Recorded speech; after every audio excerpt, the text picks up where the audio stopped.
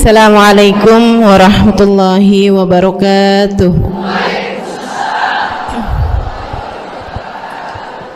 Alhamdulillah. Wassalatu wassalamu ala Rasulillah Muhammad ibn Abdillah wa ala alihi wa sahbihi wa man walah. Subhanaka la ilma lana illa ma 'allamtana innaka antal alimul hakim. Rabbi shrah li sadri wa yassir li amri wahlul 'uqdatan min lisani yafqahu qawli. Amma ba'du. Alhamdulillah, ibu-ibu sekalian saya muliakan, hadiah indah di mana Allah mengizinkan kepada kita untuk menghadapnya. Bukan main. Siapa kita ini sampai diizinkan Allah untuk bolak-balik menghadap kepada Allah Subhanahu wa taala dalam salat-salat kita. Saya pernah dengar dari para guru-guru kami, guru-guru saya, mereka mengatakan di saat orang salat, di saat kamu salat, di saat saya salat, bukan hanya karena saya mau sholat, kamu mau sholat, akan tetapi karena kamu dianggap mulia di mata Allah, sehingga Allah izinkan dirimu untuk menghadap padanya. Ketika saya sholat, bukan hanya karena saya mau sholat, akan tetapi karena saya punya nilai di mata Allah, sehingga Allah izinkan kepada saya untuk menghadap padanya. Sebaliknya, ketika kamu tidak mau sholat, bukan hanya karena kamu tidak mau sholat, akan tetapi karena kamu sudah jatuh dalam pandangan Allah, terhina dalam pandangan Allah, sehingga Allah tidak lagi mengizinkan kepadamu untuk menghadap kepadanya. Ketika seseorang tidak sholat, bukan hanya karena dia tidak mau sholat, akan tetapi karena ia sudah tidak lagi bernilai di mata Allah, sehingga Allah tidak izinkan dia untuk menghadap padanya. Teman-teman, saudariku sekalian yang saya muliakan, kalau bicara tentang sholat nih teman-teman, ada 4 tingkatan, ada 4 kelas. Untuk kamu melihat sholatmu sudah ada di kelas yang mana. Kalau saya boleh bilang kelas teratasnya nih kelas bisnis, oke lah ya. Kelas bawahnya lagi kelas atasnya kelas eksklusif ya, kelas eksekutif. Terus bawahnya lagi kelas bisnis, bawahnya lagi kelas, tapi ada 4 kelas, bawahnya lagi kelas gerbong. Nggak naik dalam kereta nih ya. Kelas yang paling bawah kita bahas nih, kelas gerbong nih. Kayaknya naik di atasnya nih ya, gerbongnya. Teman-teman sekalian, orang yang di saat mengerjakan sholat, dia kerjakan juga, tapi merasanya sebagai beban. Ya ampun, udah maghrib aja, baru juga asar. Ya ampun, males banget dah. Ini nggak ada rusuh nih. Kita kan lagi jalan-jalan nih. Kita kan lagi belanja nih di Tanah Abang. Itu jamaah aja gimana sholatnya? Nah ini orang-orang yang menganggap sholatnya sebagai beban, malas kalau disuruh sholat, terutamanya subuh. Terutamanya sholat subuh. Ini Allah ceritakan orang-orang yang seperti ini adalah kelompoknya orang munafik, naudzubillah. Alladzina idza qamu ila sholati qamu kusala. Orang-orang yang kalau disuruh sholat bangun juga sih, tapi malas banget. Setan nih nemenin dia, kayak naroin batu di atas kepalanya, bikin dia berat mau ngerjain sholat. Kalau lagi tidur, ngipas-ngipasin matanya, bobo aja lagi. 5 menit lagi, 5 menit lagi. Bangun-bangun udah siang. Pernah terjadi padamu?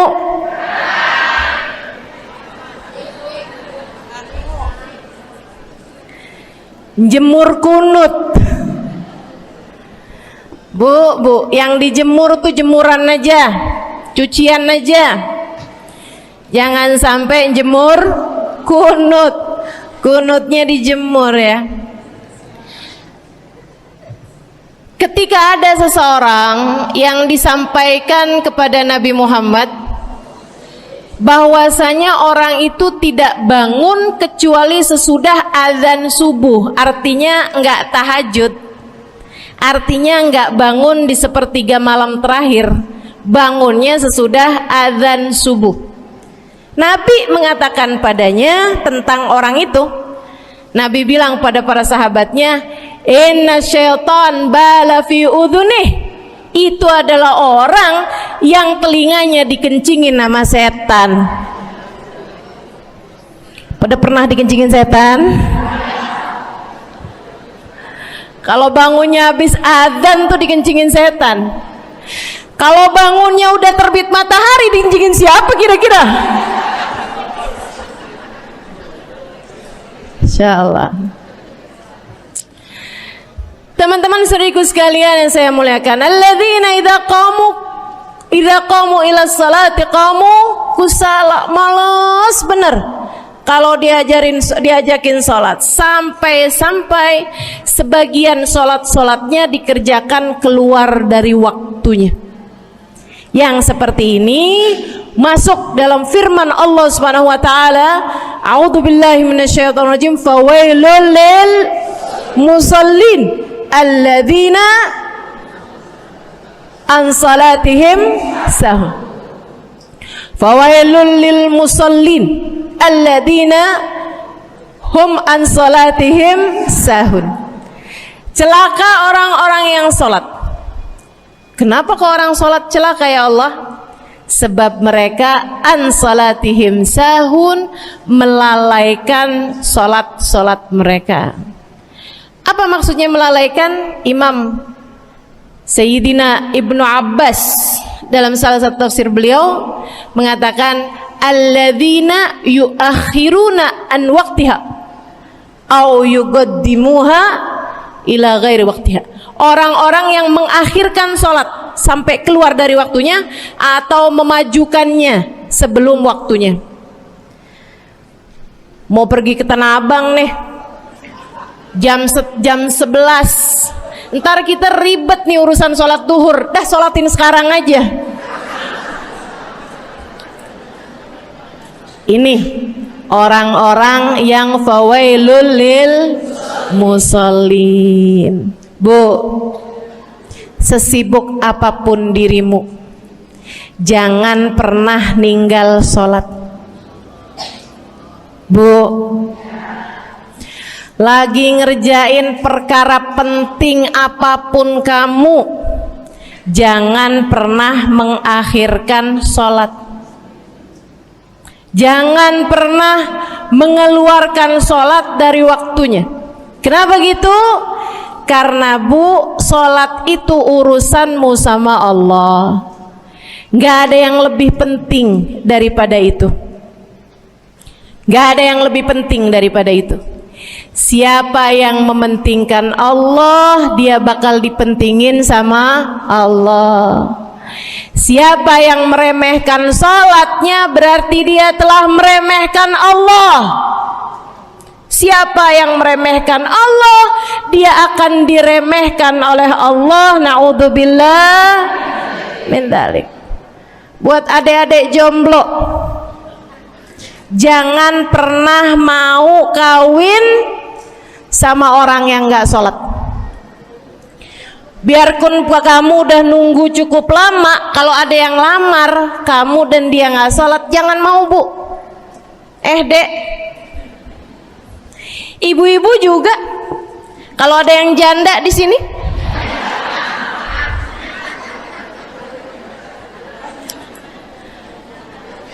terus ada yang lamar kamu, Walaupun di garasinya ada kijang,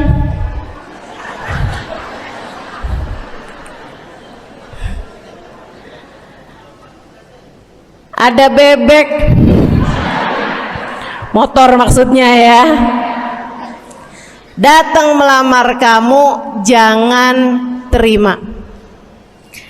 Orang yang nggak sholat, kamu jangan mau jadi istrinya. Kenapa? Saya kasih tahu ya, Allah aja dia tinggalin, apalagi kamu.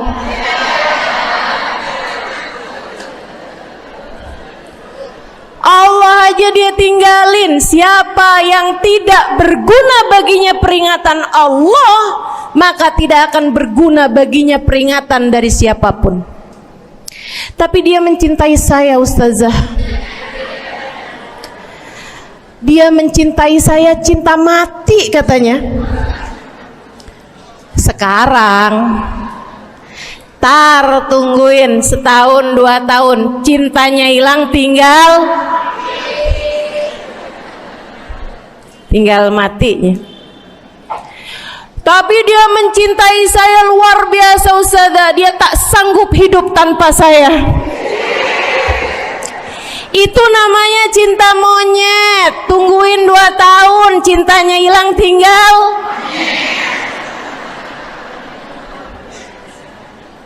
Jangan temenan sama orang gak sholat. Dia telah jatuh di mata Allah. Maka kita pun belajar buat jadi orang-orang yang terus mendaki, terus meraih rahmatnya Allah, terus belajar buat jadi salah satu orang yang dipandang dengan rahmat oleh Allah Subhanahu wa taala. Salah satunya dengan cara kita memuliakan sholat, kita menjaga sholat. Jagain sholatnya, jangan masuk kelompok orang yang tadi itu sholatnya menjadi beban. Ini kelompok paling bawah nih. Naik ke kelas ekonomi. Tadi begitu ya? Kelas ekonomi, orang-orang yang sholatnya menjadi sebuah kewajiban. Dia kerjain, dia tahu itu wajib, dia nggak akan tinggalin. Tapi sama halnya dengan kewajiban-kewajiban yang lain. Kita nih kalau mikirnya kewajiban, Bu, kalau nggak diwajibin lagi seneng, betul nggak? Masih ada kayak beratnya gitu ngerjain sholat. Orang yang sholatnya dianggap sebagai kewajiban, kayak anak-anak sekolah tuh, wajib pakai seragam, wajib ngerjain PR. Kalau satu hari, besok enggak wajib pakai seragam. Ada nggak ya pakai seragam? Nggak ada. Nggak ada yang besoknya dipakai seragam. Terus tanyain, kenapa kamu tetap pakai seragam? Abisnya saya suka sama seragamnya. Nggak ada. Karena mereka menganggap pakai seragamnya adalah kewajiban. Sekolahnya sebagai kewajiban. Jadi giliran besok libur anak-anak, hore gitu. Ada orang-orang yang sholatnya dianggap sebagai kewajiban. Nggak ada yang nambah kalau kewajiban tuh. Sholat sunnah boro-boro, sholat wajib aja kalau bisa dibikin sesingkat mungkin akan dilaksanakan dengan cara yang sesingkat-singkatnya.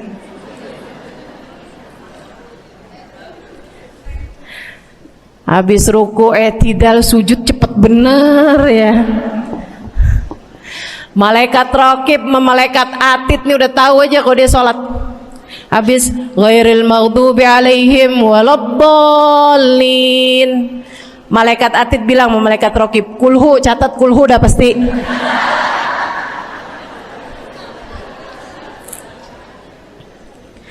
Kulhu aja nggak kelar-kelar. Teman-teman saudariku sekalian yang saya muliakan, sholatnya dianggap sebagai sebuah kewajiban, nggak nambah dengan sunnah. Namanya wajib. Kita naik lagi insya Allah, sholatnya kita naikkan dari yang kewajiban kita naik menjadi kelas bisnis, sholatnya sebagai sebuah kebutuhan. Mudah-mudahan nih ibu-ibu, teman-teman semuanya yang sedang menyimak kajian pada hari ini, saya doakan, karena saya berharap saya pun juga didoakan agar menjadi salah satu orang yang sudah berada dalam tingkatan ini. Sholat kita tahu adalah kebutuhan kita, sama kayak kebutuhan makan, Bu. Ibu kenyang nggak kalau makan nasi doang 2 piring? Kenyang. Siapa yang bilang nggak kenyang? Kalau kamu makan nasi doang sepiring, kenyang apa nggak kenyang? Kenyang. Akan tetapi pasti ibu-ibu mau nambah dah. Nambah apaan? Lauk. Nambah lauknya. Ada ikan asin, ada sayur asem. Langsung pada lapar nih. Ada sambal. Masya Allah, ada tempe goreng. Udah Bu ya, tetangga lewat kagak nyadar. Masya Allah. Teman-teman sekalian, kita nambah, bahkan udah kenyang pun kita masih cari lagi tambahan. Makanan apa nih yang bisa kita makan? Karena kita tahu makan adalah sebuah kebutuhan kita. Kita perlu sama makan, kita butuh sama makan. Maka demikian pula dengan orang-orang yang sholatnya sudah dia tahu adalah sebagai sebuah kebutuhan. Cukup sih duhur 4 rakaat, dia nambah. Ada qobliyahnya, ada ba'diyahnya. Jam-jam 9 pagi nggak ada sholat wajib sih, tapi pengen ngemil ya Bu ya, dengan cara kerjain sholat duha. Malam-malam abisnya isya, ampun mau tidur, ingat katanya Nabi, pesannya kepada Sayyidina Abu Hurairah, wasani habibi, kata Abu Hurairah, an utir qabla an anam. Kekasih saya Nabi besar Muhammad, kata Abu Hurairah, kasih pesan pada saya untuk jangan tidur sebelum sholat witir. Jadi habis kelar sholat isya langsung sambung sama witirnya. Dia tahu sholatnya adalah sebagai sebuah kebutuhan. Kebutuhan. Saya butuh untuk sholat karena saya butuh kepada Allah. Saya perlu sholat karena saya perlu kepada Allah. Saya perlu sholat karena saya tahu urusan saya sebesar apapun saya rasakan adalah kecil dalam pandangan Allah. Saya perlu sholat karena permasalahan dalam hidup saya yang saya rasakan sebesar gunung di atas pundak saya, di atas punggung saya, di hadapan Allah tak sampai seperti setitik debu yang mudah saja untuk Dia angkatkan dari kehidupan saya. Maka kita pun menjadikan sholat sebagai sebuah kebutuhan. Lagi sakit, jangan ninggalin sholat. Kenapa? Kamu menghadap kepada yang punya kesehatan. Lagi banyak utang, jangan ninggal sholat. Sama, jangan utang lagi. Karena kamu menghadap kepada pemilik segala kekuasaan, pemilik dunia dan akhirat, pemilik semua uang di atas muka bumi ini adalah Allah. Makanya Habib Ali Habsyi, penulis kitab Maulid Simtud Durar yang tadi ibu-ibu baca, Yang tadi Ibu baca maulidnya, beliau pernah bilang, ada dalam salah satu diwan beliau. Diwan tuh syair-syair beliau itu ya. Ali idza kad marid syafahu fi'lus shalah la'alla syirru sifa fi wad'i tilkal jibah.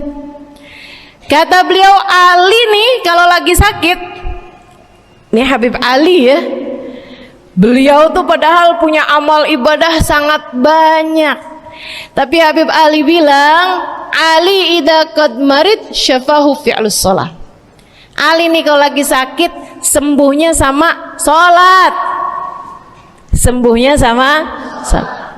La'alla sirru sifa, rasa-rasanya memang Allah letakkan rahasia kesembuhan ada pada fi wad'i tilkal jibah, terletakkannya jabhah kita, dahi kita di tempat sujud. Di sana semua permasalahan-permasalahan dalam hidupmu menjadi ringan. Saat kamu meletakkan dahimu di tempat sujud, kamu berbisik lirih kepada Allah, akan tetapi suaramu didengar sama yang punya arsy. Akan tetapi suara bisikanmu didengar segenap malaikat-malaikat yang ada di atas langit. Kemudian mereka mendoakanmu sehingga Allah mengatakan wasjud waqtarib, sujudlah kamu. Posisi sujudmu itu waqtarib akan membuatmu menjadi dekat dengan Allah Subhanahu wa taala. Sujudlah dan mendekatlah kepadaku, kata Allah. Agrab ma yakunul abad min rabbih fahuwa sajid, kata Nabi Muhammad. Fa'akthiru fihi du'a faqamin an yustajabulah. Tempat terdekat seorang hamba dengan Tuhannya adalah saat dia sedang sujud. Maka perbanyaklah doa dalam sujudmu, kata Nabi Muhammad. Doamu sangat mungkin diijabah oleh Allah. Apalagi kalau doanya kamu haturkan di sepertiga malam yang terakhir, saat-saat di mana kebanyakan manusia di sekelilingmu yang lalai berada dalam tidurnya, berada dalam alam mimpinya. Para ulama tuh sampai bilang, Bu, dari kehususannya sepertiga malam yang terakhir, orang yang ngerjain maksiat aja sepertiga malam yang terakhir tuh tidur. Ibu nggak pernah tahu orang-orang pulang diskotik jam berapa? Nggak tahu ya, sama. Tapi Bu, yang pasti mereka tuh sepertiga malam yang terakhir malah pada pulang, malah pada tidur gitu. Orang maksiat aja itu sama Allah dibuat tidur tuh di jam-jam yang biasanya turun rahmatnya Allah. Allah mau milih nih mana nih hamba-hambaku, pilihan-pilihanku akan aku bangunkan untuk menghadapku. Kemudian Allah Subhanahu wa taala bertanya, hal min mustaghfirin, hal min taib, hal min talibi hajatin faunilahul matalib. Siapa nih di antara kalian yang lagi mohon doa, minta pertolongan, mohon ampunan, akan aku beri, kata Allah Subhanahu wa taala, sebab kalian meminta pada waktu yang paling aku suka. Kalau punya hajat minta. Kapan mintanya? Dalam sujud. Kapan sujudnya? Dalam sholatmu di sepertiga malam yang terakhir. Bu, ngelihat muka-mukanya pada punya hajat banyak-banyak nih. Gimana tahajudnya? Mudah-mudahan Allah jadikan kita salah satu di antara mereka yang menyibukkan diri di sepertiga malam yang terakhir, insyaallah. Sampai-sampai Bu ya, saya tinggal lama di kota Hadramut dulu.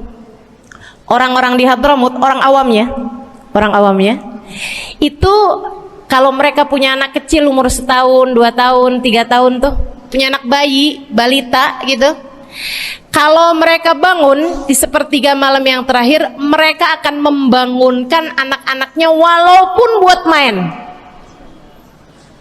Alasannya 2. Yang pertama, agar mereka terbiasa bangun di jam-jam segitu. Nantinya kalau besarnya mereka jadi udah kebiasaan bangun di jam segitu, gampang ngerjain tahajud. Alasan yang kedua, ibu-ibu sekalian, agar anugerah, karunia, rahmat, pemberian Allah yang Allah turunkan di sepertiga malam yang terakhir, anak-anak mereka pun berhak untuk mendapatkannya karena mereka tidak sedang dalam keadaan tidur dan dalam keadaan berjaga. Kan kebalik orang kita.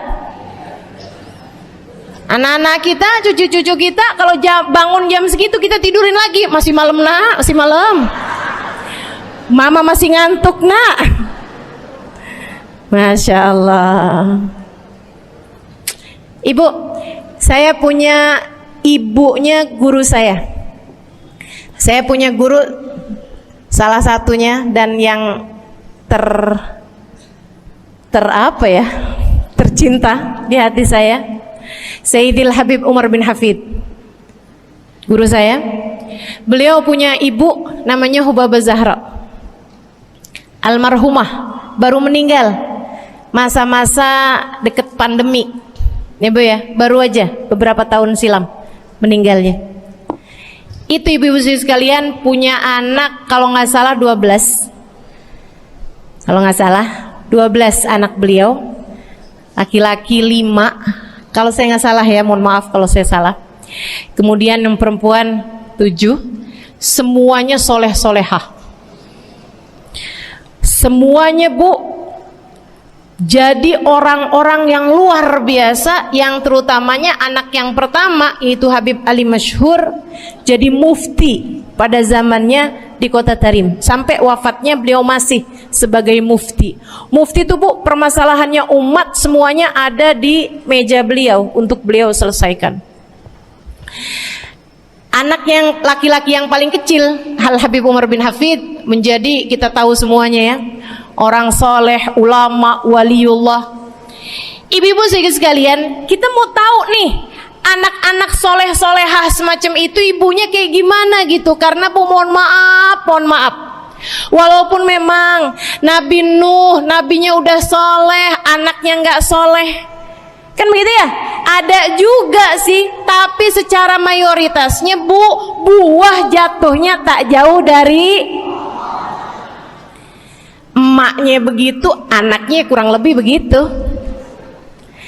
Anaknya begitu, emaknya biar kita nggak lihat kita udah bisa ngebayangin kayak apa orangnya. Ibu-ibu sekalian, nih anak-anaknya Hubabah Zahra, Masya Allah semuanya. Kita mau tahu ibunya kayak gimana. Satu cerita aja tentang Hubabah Zahra. Ibu-ibu sekalian, anaknya cerita, Hubabah Zahra, Umi, anak perempuannya, dia bilang seumur hidupnya nggak pernah ninggal tahajud. Bu, dari awal balik sampai meninggal tidak pernah meninggalkan tahajud. Jauh banget ya. Sama siapa? Tahajud semalam, seminggu libur. Kelakuan siapa itu? Hubabah Zahra nggak pernah ninggal tahajud kecuali satu malam.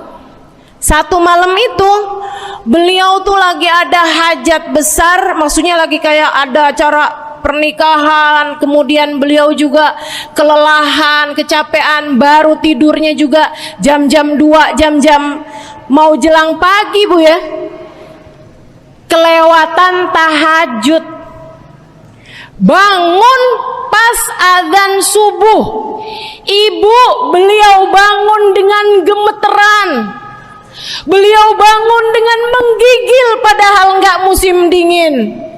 Beliau bangun, azan, innalillahi wa inna ilaihi rajiun, azan, astagfirullah, ya Allah, astagfirullah, azan, ya Allah, ampuni Zahra ya Allah, ampuni Zahra ya Allah. Anaknya cerita, hari itu aku tidak pernah melihat ibuku berlelehan air mata sepanjang hari lebih daripada hari tersebut.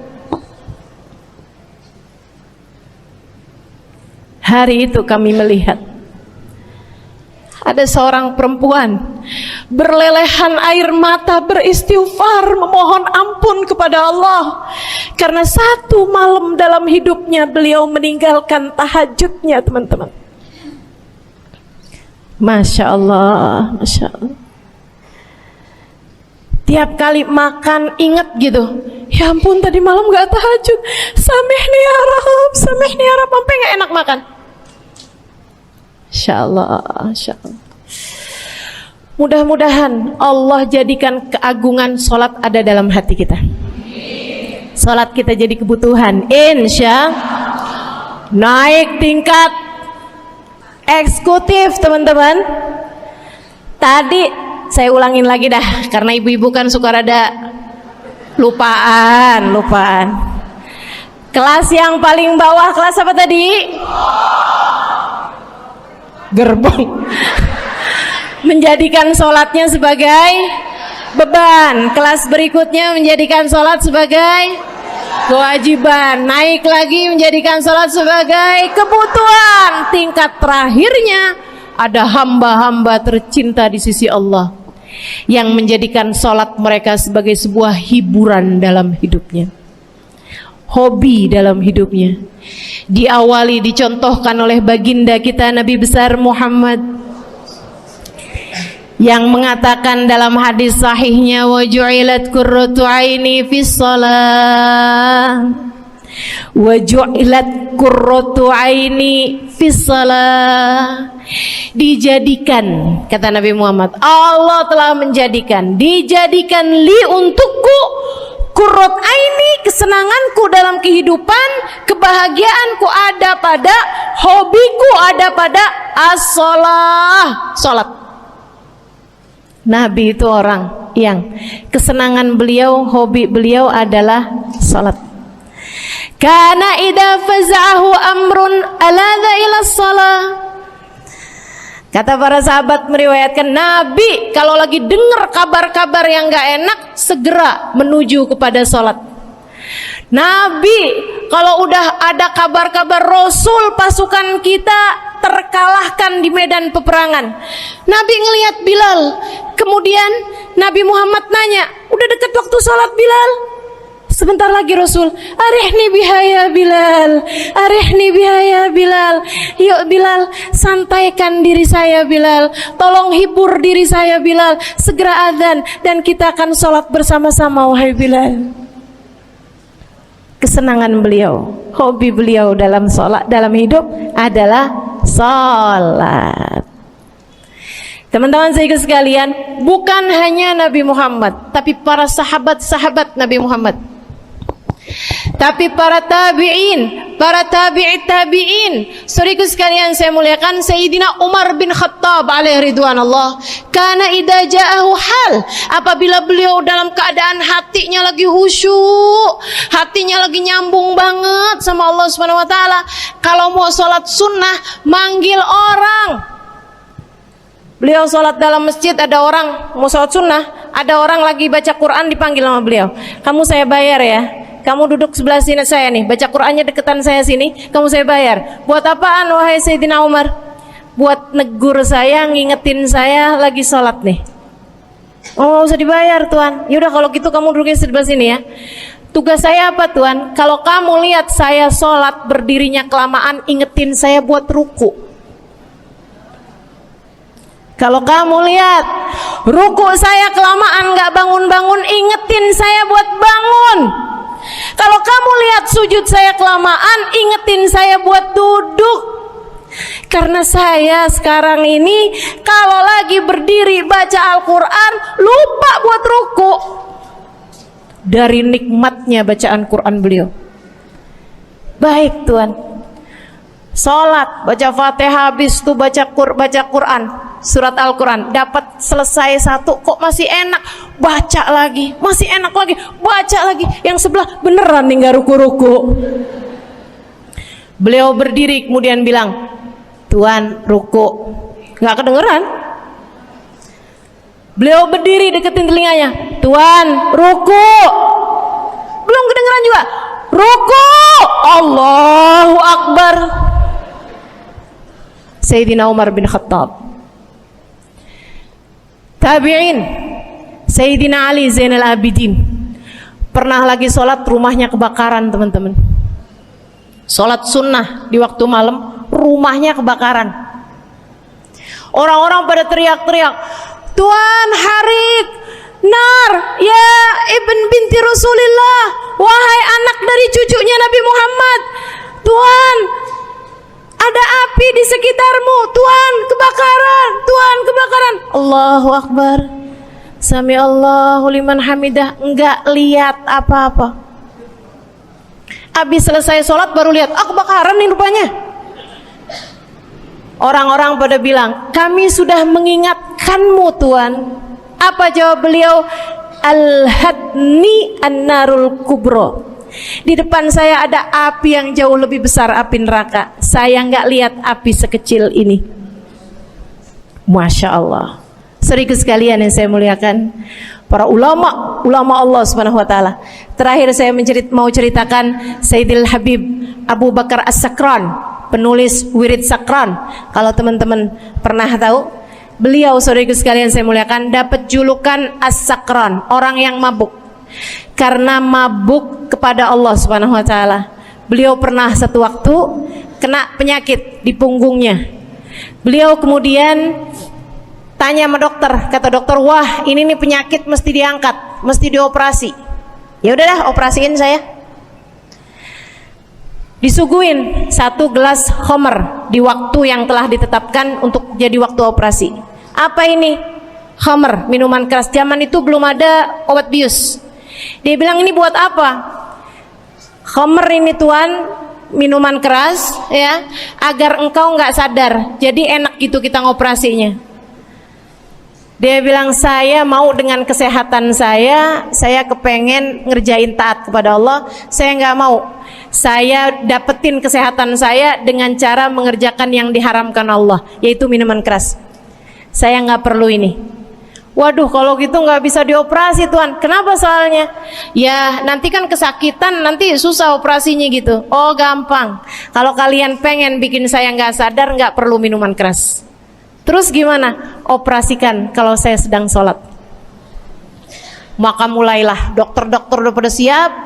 Beliau lagi sholat sunnah ya Bu ya, Allahu Akbar gitu. Mulai dokter buka baju belakangnya, mulai Bu digunting kulitnya, digergaji tulangnya.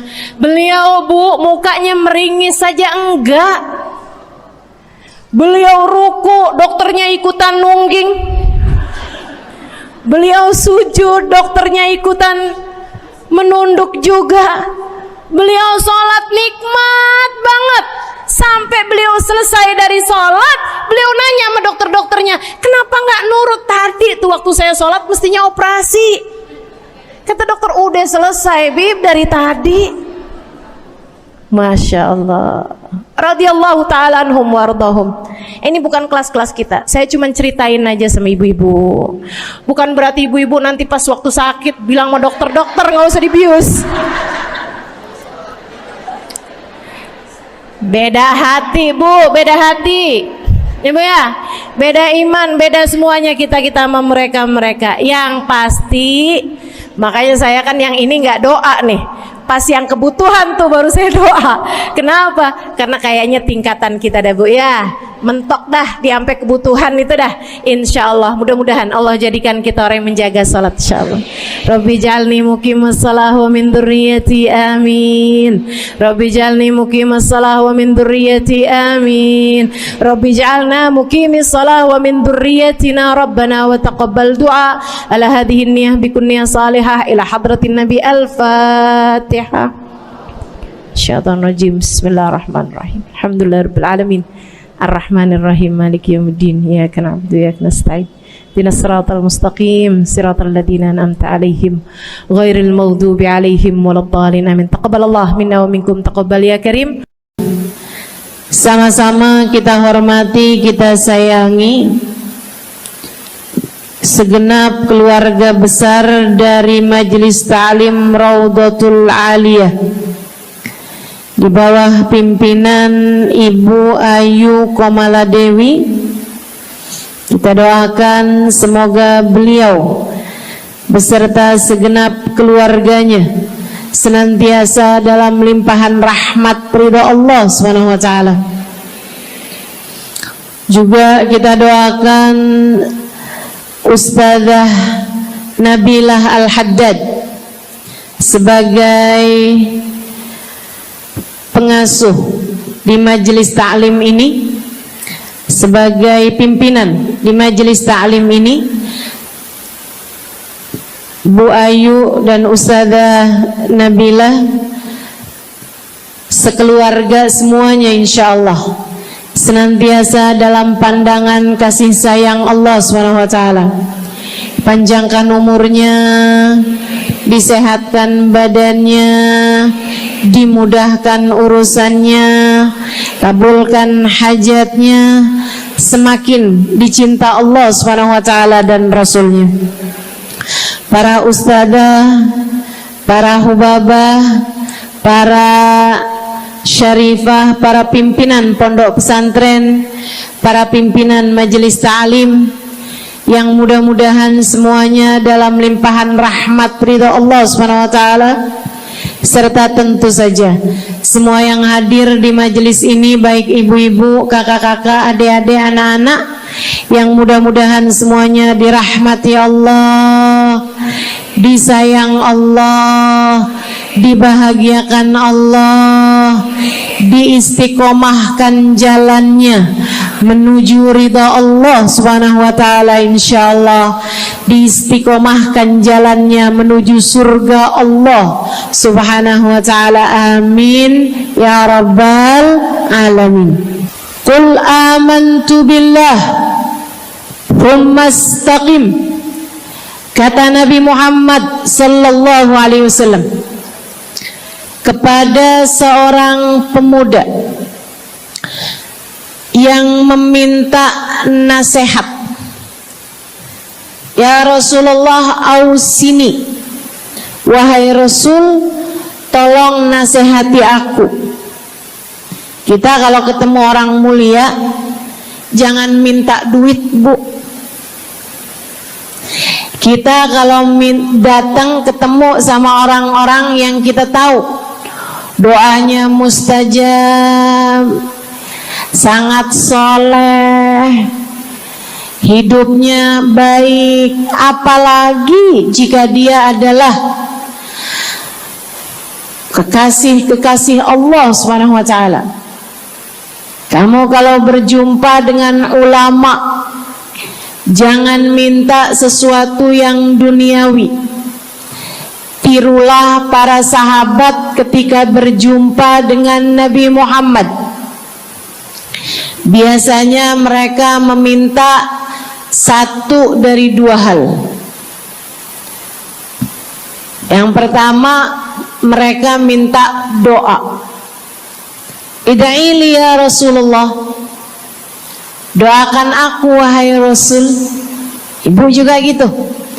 Kalau ketemu sama ulama, ketemu orang soleh, ketemu kiai, ketemu habib yang kita tahu doanya mustajab, bertemu hubabah, mintalah doa. Tapi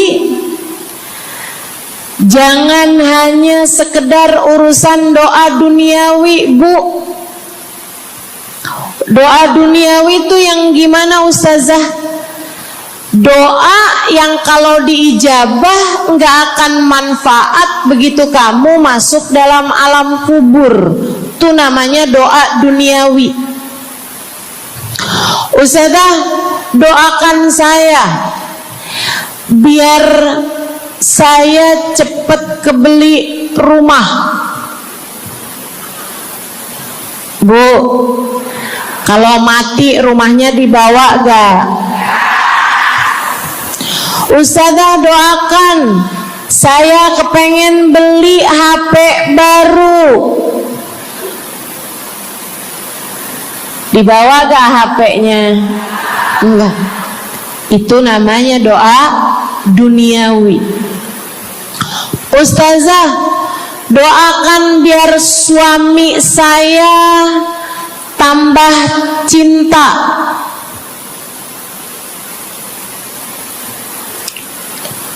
Kalau mati suaminya dibawa gak Bu? Walaupun kamu mau, dia gak bakalan mau Bu.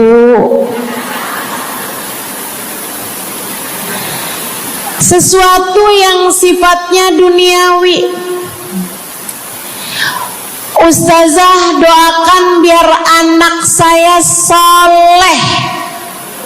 Duniawi apa bukan? Bukan. Sebab kesolehan anak akan jadi tambahan bekal bagimu ketika kamu masuk dalam alam kubur. Jadi nggak boleh nih Ustazah doa urusan duniawi atau minta didoakan urusan-urusan duniawi. Boleh, tapi jangan cuma itu. Nanti takutnya kamu nyesel. Kalau selama di dunia kamu doanya hanya untuk urusan dunia, takutnya begitu masuk dalam kuburan sudah tidak ada lagi doa yang akan Allah ijabah untukmu ketika kamu ada dalam alam kubur nanti. Sayang-sayang. Jadi kalau doa, prioritaskan urusan akhirat. Insya saya berasa banget jadi orang yang sering dimintain doa sekaligus juga sering minta doa.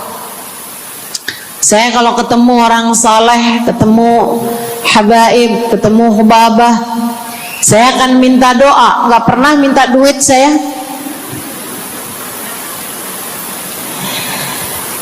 Ida'ili ya hubabah, ida'ili ya habib. Serius sekalian, sebagai orang yang sering juga dimintain doa, Ustazah doakan saya. Banyak tuh. Saya merasakan perbedaannya saat saya ada di Tarim sama ketika saya sudah pulang dan kembali ke negeri ini. Waktu saya di Tarim, orang kalau minta doa sama saya, usik berdoa, tolong ya doain saya. Saya suka tanya, doa apa? Selalu aja hampir semuanya mengatakan hal yang sama. Ida'ili bihusnil khatimah. Doakan saya biar husnul khatimah. Begitu nyampe ke Indonesia, kalau ada orang bilang Ustazah doain saya, biasanya lanjut tuh doanya, minta apa langsung dibilang, nggak pakai tanya. Ustazah doain saya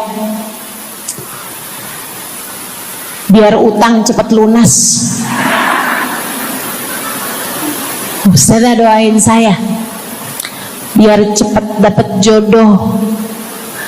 Ustazah doain saya biar jadi orang kaya. Ustazah doain saya biar suami nggak mendua. Ya Allah, ternyata kebanyakan orang kita kalau minta doa seringnya urusan duniawi. Bukan berarti nggak boleh, boleh aja sih. Cuman takutnya begitu kamu mati nyesel kalau semua doamu selama ini adalah sesuatu yang tidak ikut kamu bawa ketika kamu mati. Kalau kita lihat para sahabat ketika mereka berjumpa dengan Nabi Muhammad, selalu saja banyak di antara mereka yang minta doa. Nabi pernah tanya, doanya apa?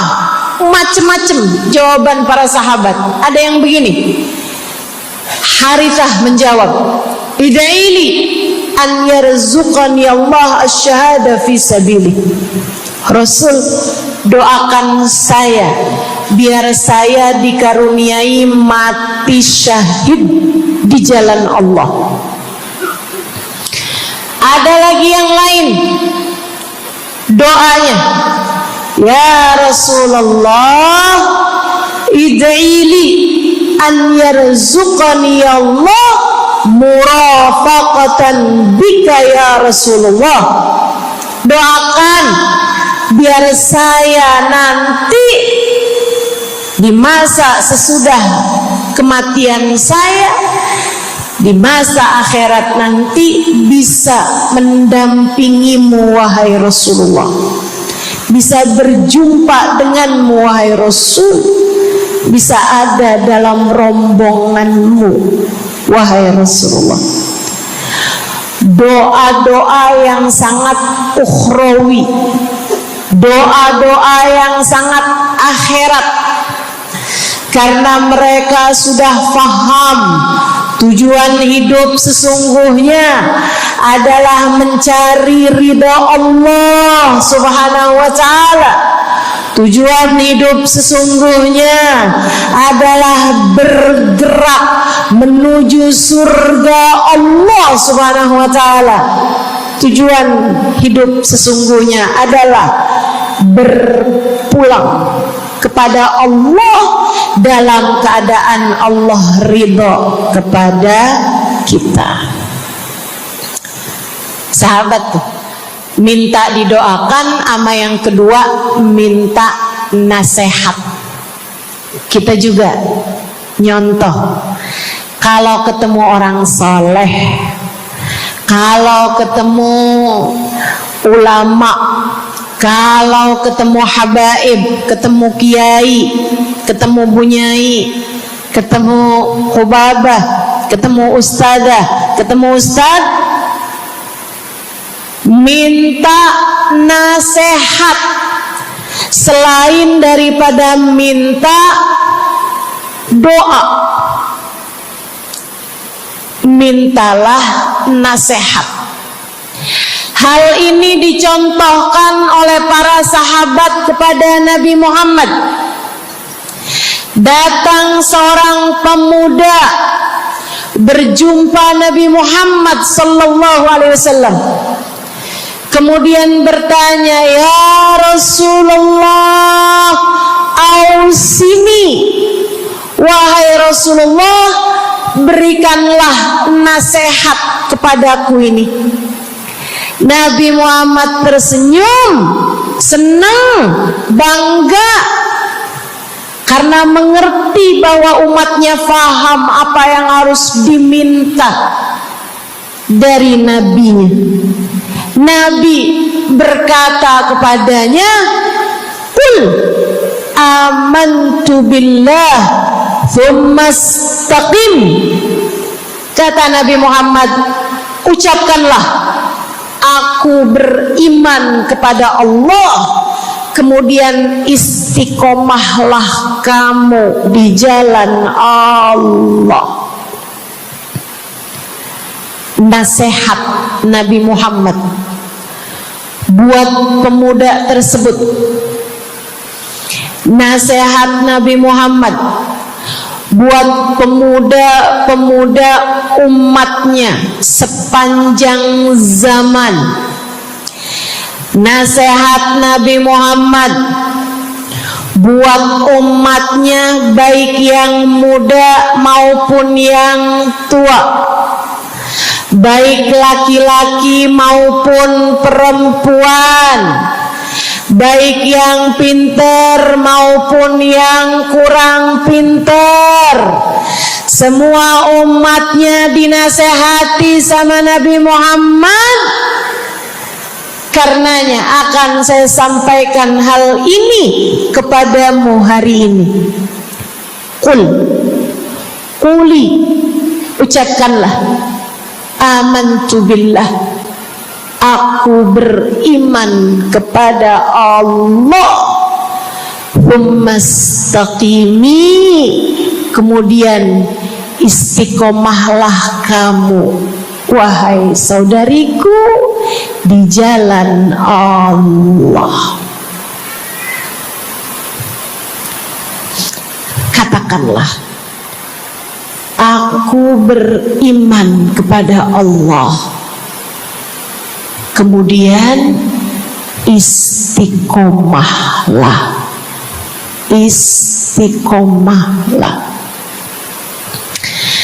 Nasihat yang sangat indah dari baginda kita Nabi besar Muhammad, yang Allah karuniakan kepadanya jawami'al kalim, dapat selalu berbicara dengan kata-kata yang ringkas tapi padat. Nabi itu ucapannya ringkas tapi padat. Nggak kayak saya, Bu, udahlah panjang dan ya, mudah-mudahan Allah jadikan ucapan-ucapan kita jadi kalimat-kalimat yang akan membawa kita menuju surga,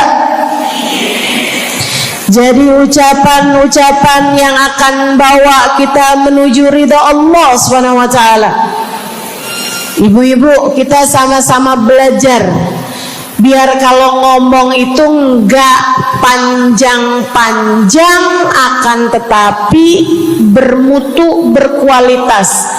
Terutama Bu, ibu kalau ngomong sama anak-anak ibu, kadang-kadang panjang bener, padahal itu aja anak sampai apal. Iya mah, katanya gitu. Betul begitu? Nabi kalau ngomong pendek aja tapi penuh makna. Nabi kalau bicara seringkali nggak panjang-panjang tapi sangat berarti. Satu hadis beliau saja bisa disyarahkan, diberi keterangan, hingga bahkan berkitab-kitab banyaknya. Ibu-ibu sekalian, salah satu dari ucapan ringkasnya Nabi Muhammad, amantu billah, kata Nabi, qul amantu billah, tsumastaqim, ucapkanlah, aku beriman kepada Allah, kemudian istiqomahlah di jalan Allah. Apa itu istiqomah? Lurus, jangan belok-belok. Lurus, jalan terus. Jalannya adalah jalan yang lurus. Itu yang selalu kita minta dalam tiap rakaat sholat kita. Kita berdoa kepada Allah, ihdinas siratal, ya Allah, tempuhkanlah untuk hidup kami ini jalanmu yang lurus. Sama kayak kamu lagi bilang, ya Allah, karuniakanlah dalam kehidupan kami keistiqomahan di jalanmu ya Allah. Kamu selalu minta istiqomah 17 kali sekurangnya tiap hari. Betapa sangat pentingnya istiqomah ini, saudaraku sekalian. berada dalam jalan yang lurus. Saya mau bahas jalan lurus yang dimaksud ini apa aja. Satu, kamu harus lurus imannya. Amantu billah, aku beriman kepada Allah. Kata Nabi Muhammad sallallahu alaihi wasallam, "Qul amantu billah," ucapkanlah, aku beriman kepada Allah. Maka istiqomah tersebut yang nomor satu adalah dalam urusan keimanan. Bu, Kak, Dek, Nak, yang lurus imanmu. Iman yang lurus tuh yang gimana, Ustazah? Iman yang lurus adalah memahami dua kalimat syahadat yang menjadi pintu gerbang keimananmu. Orang kalau masuk Islam, dia jadi orang yang beriman, dia mengucapkan kalimat syahadat. Apa itu? La ilaha illallah. Yang pertama, yang kedua, Muhammad Rasulullah. Tidak ada Tuhan selain Allah. Itu harus kamu miliki dalam hatimu secara lurus, istiqomah. Gak ada Tuhan selain Allah. Jangan hari ini Tuhannya Allah, besoknya Tuhannya duit. Apapun aja yang disuruh sama duit, yang ada duitnya, yang haram-haram pun diterjang. Lah kenapa begitu?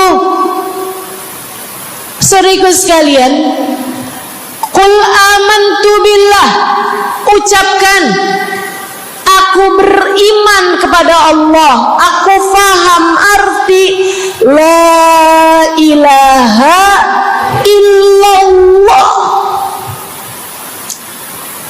Tidak ada Tuhan selain Allah. Tidak ada yang mengatur kehidupan selain Allah. Tidak ada yang memberi rezeki selain Allah. Maka berimanlah kepada Allah. Kalau ada istri bilang sama suaminya, kalau kamu nanti pulang bawa duit, ahlan wa sahlan, selamat datang. Tapi kalau kamu pulang nanti nggak bawa duit, silakan tidur di luar.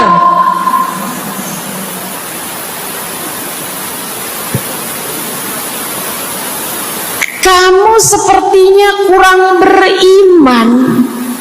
Kamu lupa bahwa pemberi rezeki bukan suamimu, melainkan yang ngasih rezeki itu cuma satu, Bu. Namanya bukan pekerjaan, bukan atasan, bukan pemerintah. Yang ngasih rezeki cuma Allah Subhanahu wa ta'ala. Maka berimanlah atas hal itu. Jangan nyalahin si ini, nyalahin si itu. Imanmu benerin. Imanmu benerin. Banyak orang saya liatin itu suka pada repot urusan rezeki. Banyak banget. Di dunia ini nih banyak yang suka repot urusan rezeki. ngejar dunia abis-abisan, ngejar duit segala macam cara, sampai omongannya nggak jadi omongan orang beriman. Waktu dibilangin jangan nyari rejeki yang haram, cari rejeki yang halal. Jangan berani ngambil yang bukan hakmu. Dia bilang begini nih, ya ustazah nggak tahu zaman sekarang, jangankan nyari yang halal, nyari yang haram juga susah saja.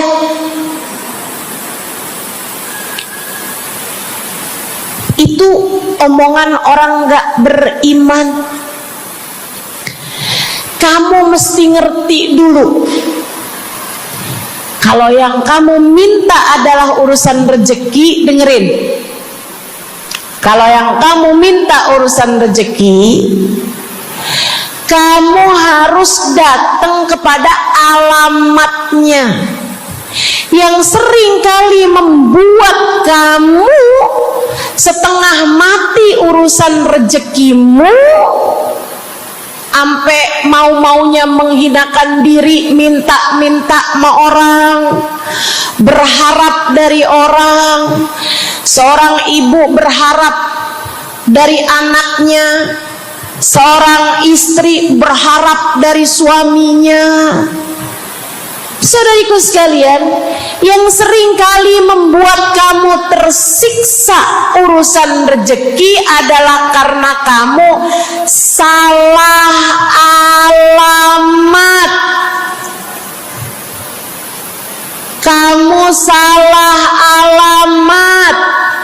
Kamu sedang tersesat jalan.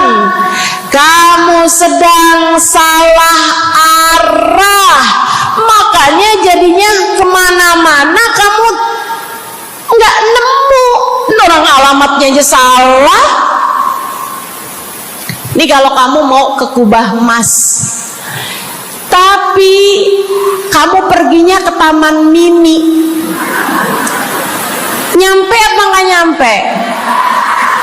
Dapat apa enggak majelisnya? Enggak dapat. Kenapa?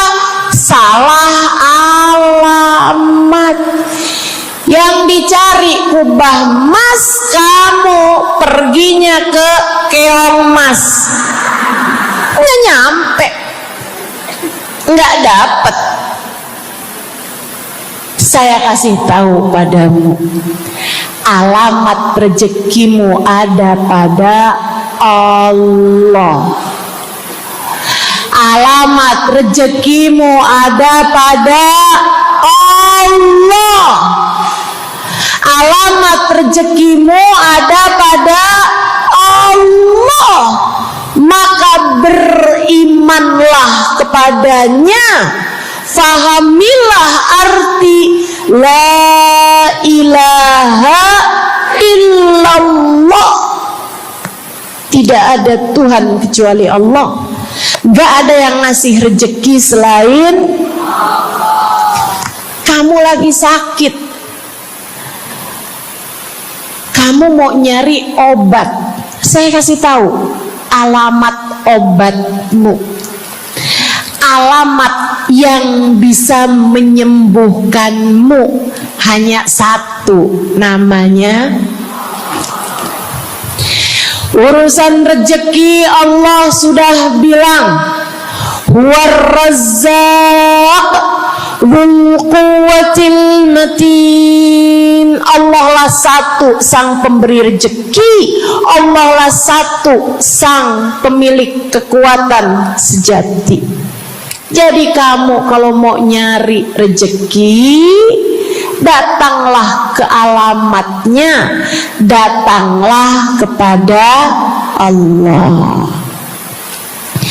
Kamu lagi mau nyari kesehatan, jangan salah alamat. Datanglah kepada sang pemilik kesehatan. Alamatnya yaitu Allah yang telah mengatakan fa idza maridtu fa huwa yashfin. Katanya Nabi Allah Ibrahim, apabila saya sakit, maka hanya Allah lah yang maha menyembuhkan. Berarti nggak boleh pergi ke dokter gitu Ustazah? Silahkan pergi ke dokter, pergi ke apotik, datang kepada orang yang doanya mustajab, minta didoakan. Tapi semua hanyalah sebab, semua hanyalah wasilah. Sang penyembuh sejati adalah Allah. Saudariku sekalian yang saya muliakan, kalau kamu merasa saya lemah Ustazah, gak punya kekuatan, kalau kamu merasa saya bodoh Ustazah, saya tidak mengerti di mana alamat ilmu, di mana alamat pengetahuan. Bu, Kak, Nak, anak-anak nih yang masih lagi belajar di pondok pesantren, yang masih lagi belajar di mana-mana, saya kasih tahu padamu, alamat ilmu ada pada Zat yang Maha Satu, namanya Allamal insana malam ya'lam. Allah lah yang mengajari manusia apa yang tidak dia ketahui. Pengen dapat ilmu, datanglah kepada Allah. Pengen punya kekuatan, datanglah kepada Allah. Saya udah tua Ustazah, saya janda pula Ustazah, saya nggak punya kekuatan Ustazah. Kekuatanmu hanya ada pada Zat yang Maha Satu, Allah Subhanahu wa Ta'ala. Datanglah selalu padanya. Imanmu jangan biarkan ia naik turun. Imanmu biarkan ia kokoh di dalam hatimu. Jangan percaya kalau ada yang bilang kekuatan ada pada uang. Jangan percaya. Percaya hanya satu aja, kekuatan ada pada Allah. Jangan percaya orang bilang kekuatan ada pada kecantikan. Kalau kamu cantik, kamu kuat, suamimu gak akan kemana-mana. Jangan percaya, Bu. Percaya hanya satu aja, kekuatan ada pada Allah Subhanahu wa Ta'ala. Kamu takut terjadi hal-hal yang buruk bagimu, bagi anak-anakmu.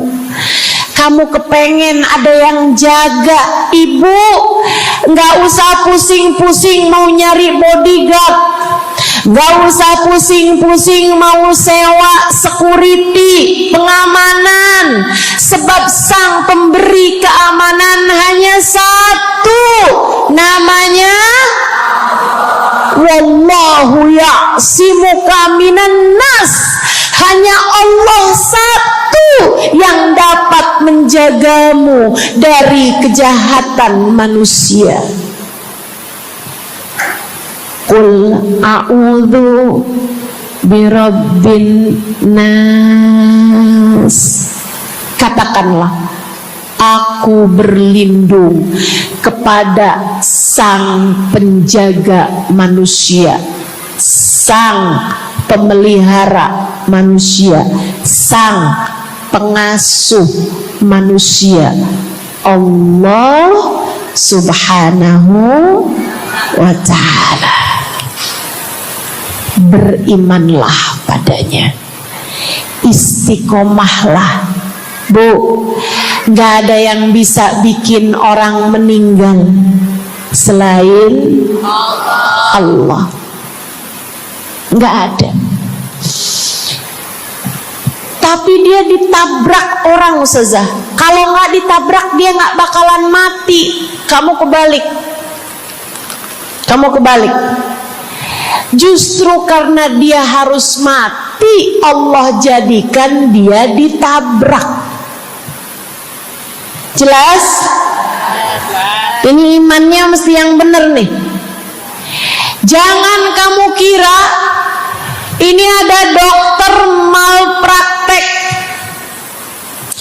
sehingga dia kemudian meninggal dunia. Jangan kamu kira karena salah minum obat dia mati.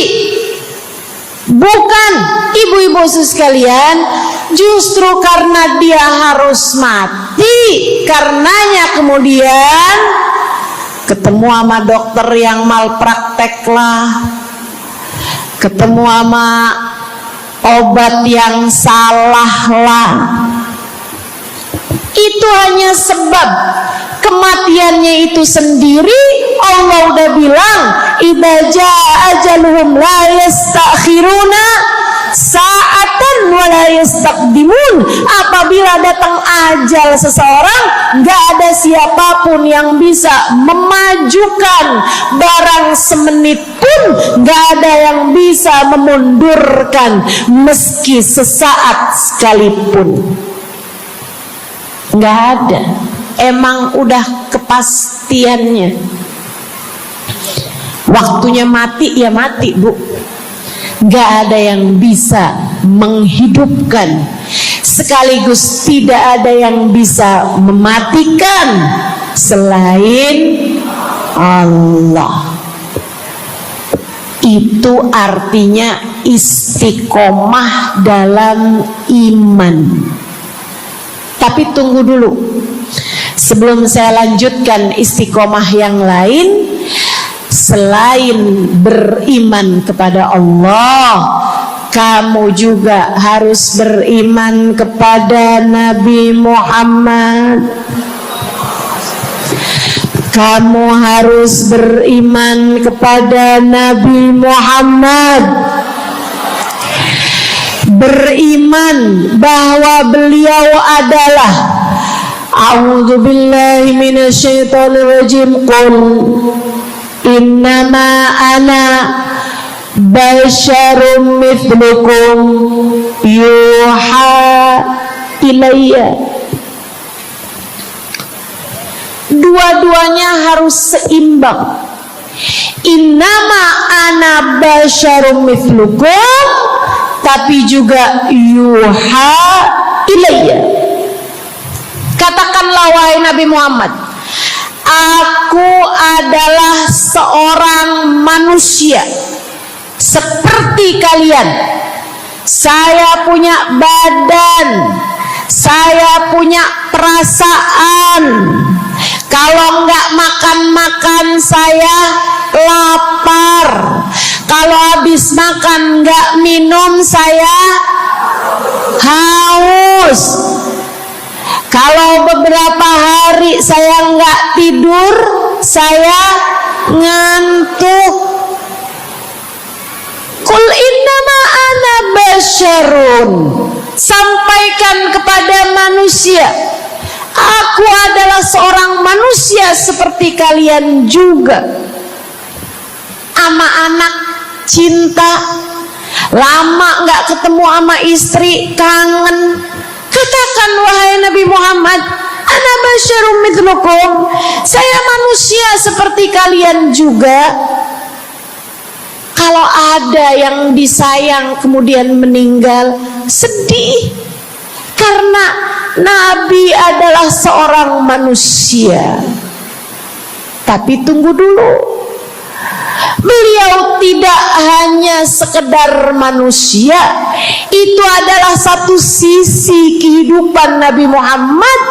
Jangan lupa, innama ana basyarum mithlukum, tapi yuha ilayya, aku diberi wahyu,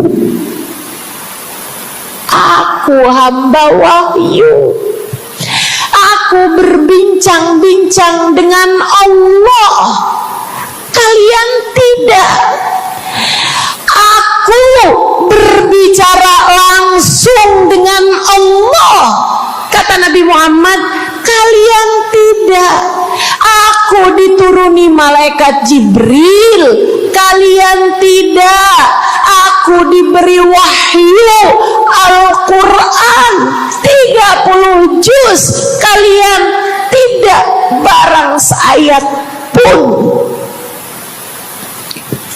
Nih, kalau saya perhatikan, imannya umat manusia yang beriman kepada Allah sekalipun menjadi cacat ketika tidak beriman kepada Nabi Muhammad. Lihatin, mohon maaf, orang Yahudi, Bu, beriman kepada Allah. Kamu kalau nanya sama orang Yahudi, Tuhanmu siapa? Allah. Tapi mereka nggak beriman kepada Nabi Muhammad. Apakah mereka disebut orang yang beriman? Tidak. Orang Nasrani, apakah mereka beriman kepada Allah? Iya. Tapi apakah mereka beriman kepada Nabi Muhammad? Tidak. Apakah mereka beriman? Tidak. Bahkan umat Islam ada yang mempercayai sesudah Nabi Muhammad ada nabi yang lain, namanya Mirza Ghulam Ahmad, sehingga mereka menyebut agama mereka Islam, tapi agama Islamnya pakai ada kelanjutannya, Islam Ahmadiyah. Apakah mereka beriman? Tidak. Sebab syarat iman selain la ilaha illallah juga ada Muhammad Rasulullah. Bahkan, Bu, ada banyak di antara kita orang-orang yang iman kepada Allah luar biasa, tapi kalau urusan kepada Nabi Muhammad, kalau lagi diceritain Isra Mi'raj, dia bilang Nabi Muhammad tuh nggak usahlah segitu amat diperayakan Isra Mi'rajnya. Nabi Muhammad tuh Isra Mi'raj cuman sekedar ruhnya aja, badannya nggak pakai Isra Mi'raj. Jadi Nabi itu orang lihatnya kayak tidur aja, ruhnya aja yang melayang-layang. Isra Mi'raj bener, tapi ruhnya aja, badannya nggak pakai pergi. Jadi kalian nggak usah berlebih-lebihan sama Isra Mi'raj. Oh, kenapa gitu? Kamu nggak percaya sama Isra Mi'raj, sama badan-badannya Nabi sekalian? Kamu nggak percaya, kenapa? Ya karena itu nggak masuk akal. Manusia kan nggak bisa kayak gitu. Nabi Muhammad kan manusia. Kamu lupa bahwa Nabi walaupun manusia, beliau adalah yuha ilayya. Beliau adalah hamba wahyu. Ketika diceritakan tentang mukjizatnya Nabi Muhammad, yang bisa memperbanyak makanan, bahkan ada Ghazal, ada rusa yang berbicara dengan Nabi Muhammad, ada unta yang sujud kepada Nabi Muhammad, ada pohon yang datang kepada Nabi Muhammad dengan mencabut akarnya, kemudian berjalan dengan akarnya menuju Nabi Muhammad. Ketika dipanggil, kemudian sujud pohon tersebut kepada Nabi Muhammad sallallahu alaihi wasallam dan bertanya, "Mengapa engkau memanggilku wahai Nabi?" Dia nggak percaya, nggak masuk di akal. Itu hanyalah dongeng. Kita bilang tapi hadisnya sahih, riwayatnya Ibnu Mas'ud yang menceritakan hal itu, hingga bahkan Sahibul Burdah menuliskannya.